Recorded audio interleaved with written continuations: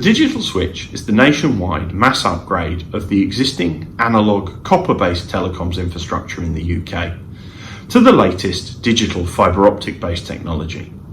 This will have a major impact on lift alarms in the UK, both in terms of those already installed on lifts and the specification of new systems. For units which are already installed, it's likely that these are analogue based technology and will struggle to work on fibre lines reliably. In addition to this, there are concerns about the behaviour of fibre lines in the event of a power failure.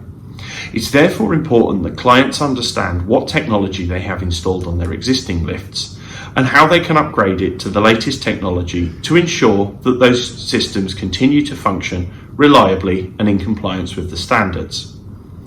In addition to this, since November 2021, Openreach will no longer support a copper service line to a new build in the UK.